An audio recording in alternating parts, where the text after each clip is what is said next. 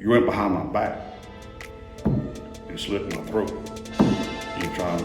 You got in my job, my career, my people's career. So when you say you kind of.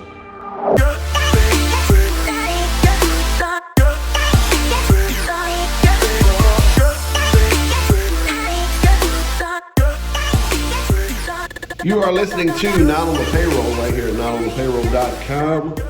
You can check us out on Facebook, check us out on YouTube and Rumble. You can also check us out each and every Thursday night, 7 o'clock on KJAS 107.3 FM. We have the privilege this morning of sitting down and talking with Newton, the city of Newton's police chief, Mr. Will Jackson. Mr. Jackson, we really appreciate you taking time out of your schedule, man, and sitting down and talking with us, kind of chatting up a little bit. This is, I think, our first time of actually doing a little interview. Yes. And so I don't know anything about you outside of the fact that you are the police chief. I know a lot of people around here know you. Yes. But where'd you come from? And I was born in Buna, Okay. Buna Hospital, many moons ago. Okay. I grew up mostly in Mauriceville. I come from a divorced family. I was raised by my dad mostly. Last 20-something years, I was with Fort Stockton Police Department. I was over criminal investigations out there. This opportunity came up. I applied for it. Didn't think I was going to get it, but went through the process, went through the interview. Came here in May of 2015. And been here since. Okay. So to say that you're settling down or settling in is you've probably settled in by now. Well, I don't think you ever actually settle in because there's always something going on. Sure. It was tough when I first came in because, per outsider per se, my mama's family's from here. I got relatives from here to Harrisburg, and Roganville, on my mama's side from Roganville. But you still knew you consider an outsider. Okay. And it was a challenge at first, but I've come a long ways. We've come a long ways with it. Yeah. Well, speaking of things going on in the community, obviously you have, I don't think anybody would have ever considered that defunding the local police department was something on the docket for a rural community. No, sir. Well, when I considered this job, which I didn't, it was a hard decision because I had a good job. It was hard. It was a hard decision to make. But what kind of kicked me over to the positive side of it was when I visited with the council and the community and all that. Because I was leaving. I did some research on the budget and the economy here. Because where I come from, we have oil money. Yeah, Fort Stockton's booming, man. Yes, sir. And our police department was more than the whole city budget. Sure. And but talking to the council and talking to the people, I feel like they're good people, good council, have good backing, and that's what kind of pushed me over to the positive side of it, to accept the position. So I guess my question is, everybody knows kind of what's been in the media lately, just with the, just kind of really, to be honest with you, kind of the out of the blue topic of basically absolving or dissolving the police department here. Well, I think what happened, people that really do the research on it, people got some of the feelings hurt. Okay. And they figured this was a way to get rid of me because I have hurt some people's feelings. Okay. And they couldn't come after me per se because I've done nothing wrong. Right. They couldn't justify it. So that's just my personal opinion. I figured they believe, well, we get rid of the police department, we're get rid of that problem, Yeah, it seems to be like an atomic decision. Yes, sir. Well, what people don't understand is you don't know what you got till you lose it. Well, sure. And we're not perfect. We make people mad. I'm not a regular chief. I'm not like a chief, your big city chief.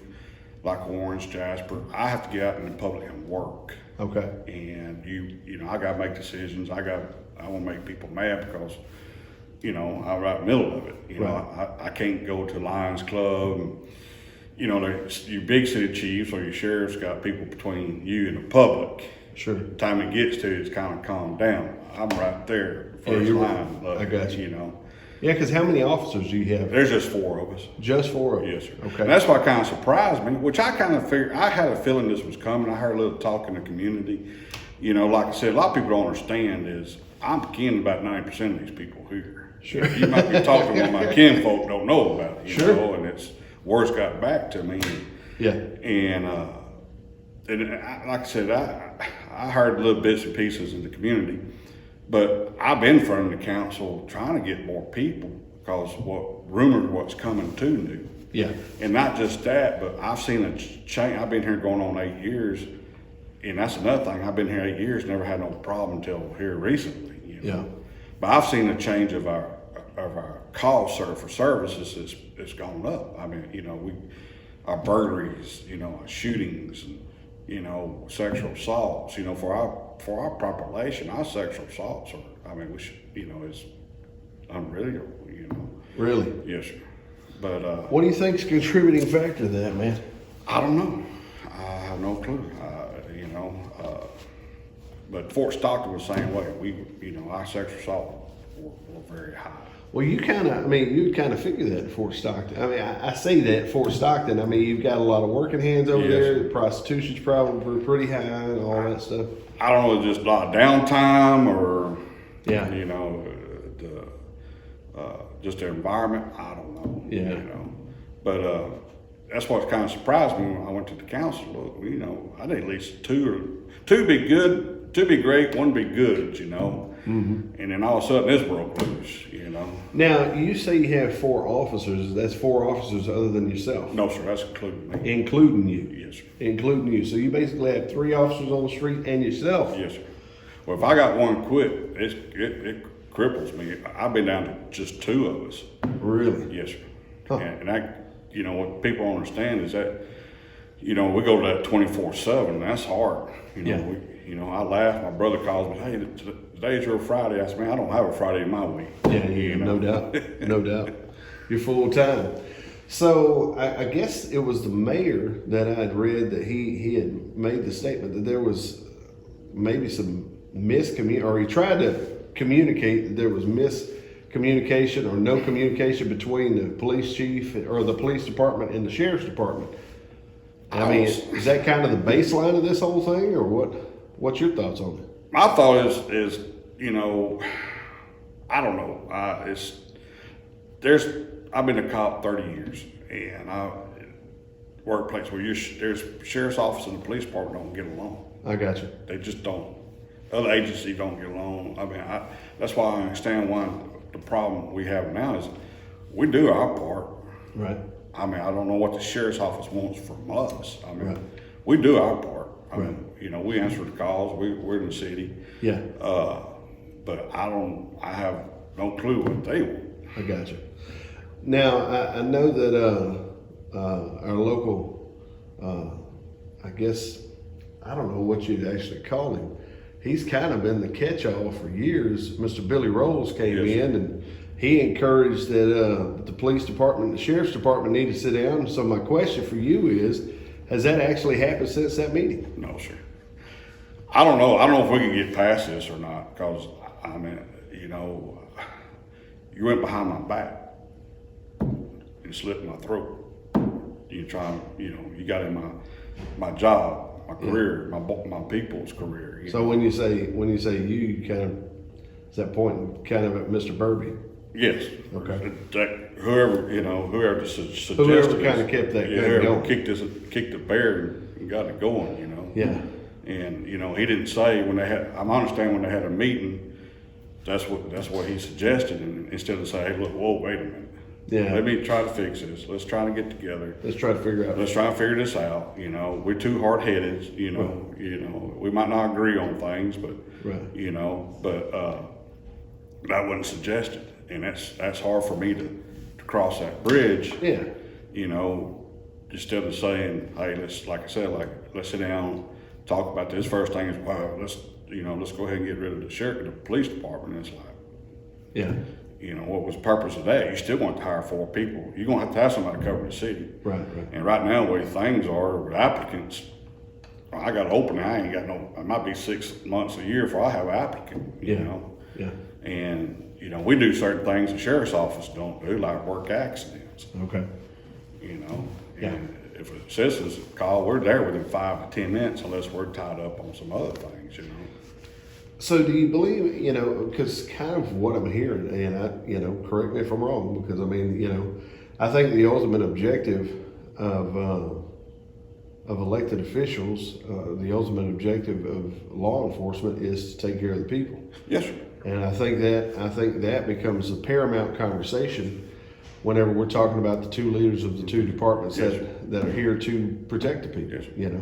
I agree. The people need to be taken care of. I don't see an issue for us because, like I said, we're doing our part of it. We're taking care of our citizens and moving on in a positive direction. Yeah. Would you consider a sit down? Maybe after a little bit of water's run under the bridge here, would you consider a sit down with the sheriff and to be honest with you, I'm just kind of spitballing here, but to sit down and really just kind of hash some of this stuff out and you guys get on the same page? We can. I'm open for it, but like I said, it's going to be a hard sell. Like I said, I'm open to anything. Yeah. Like I said, my feelings hurt. I feel like I was betrayed. That's just my personal opinion. Yeah. It's awakening. Did you know it was on the agenda when you showed up? Yes, sir. I was informed Monday on July 4th that it had been put on the agenda. You were informed on July 4th? Yes, sir. Oh, Lord. Well, hopefully there can be some. Well, like I said, I like, I love to get along with people. We're not always going to agree with things. Sure. And they have to accept that. We're just not going to agree on everything. Right. And, law enforcement need to be left to us. Yeah. What's going on between me and him is between me and him. Yeah. They put this out in the public. I didn't. I got you. I got you. I stay behind this. I don't believe putting my business out in the public. Okay. And that's why between me and him is between me and him. I got you. He's never called me. He never sat on my door. We did have a conversation one time about working together and this and that. And we tried, but, they went and did some operations and didn't include us. Okay. You see what I'm saying? I got you. Well, so tell me this: if you were just going to take kind of the 30,000 foot view of the city here, what do you think some of the needs are? Whew, that's a lot of needs. We need more structure here. We need more. We get people moving in from California, New Mexico, Houston, California. They're bringing in more I shouldn't say baggage, but more stuff that we're going to have to deal with, and they come from communities where, if you live in the city, they had dog catchers and stuff like animal control, sure, code enforcement, and stuff like that. The city is going to have to eventually sit down and look at that, bringing an animal control in and more public service, more public safety, it's growing. Like I said, just past couple of years that I've been here, I've seen an increase on need for ambulances, more thefts breaking loose, more burglaries. It just has broken loose. So it's kind of a double-edged sword in a way. I say it's a double-edged sword. It's really not, because the pros far outweigh the bad. Yes, sir. But with the biodiesel plant potentially coming to south part of the county, that's obviously going to be, there's going to be an influx of people here. Your the city. traffic alone's gonna bust loose, because they're talking about 200 trucks a day. It's and your main travels right here, in the loop well right here, 190. That's downtown right there. We've just been lucky we ain't had a big truck turn over. Yeah. It's hard for those trucks to make that turn. So I don't know how they gonna address that. Yeah. And like you said, more people gonna be coming in, going into these stores, buying gas, buying groceries. So if it does happen, it's gonna boom. Yeah. So, is there anything that folks need to watch out for? Because I'll be honest with you, I know there's been a rash of, breaking in cars and all kind of Yes, stuff. sir. People, is there anything people need to kind of do now that they maybe Well, didn't with have to all do 20 years ago? With all the technology nowadays, you get you a little deer camera or get you a good camera. You can buy a good camera for nothing really, and they save a lot. We go to calls all the time. Hey, you got but it wasn't turned on or it's broke, Yeah. And it helps us in the investigation because back in old days, somebody did a burglary, we kind of knew who it was. Right. You'd fingerprints, but now everybody knows what CSI, knows about all the stuff like that, and Sure.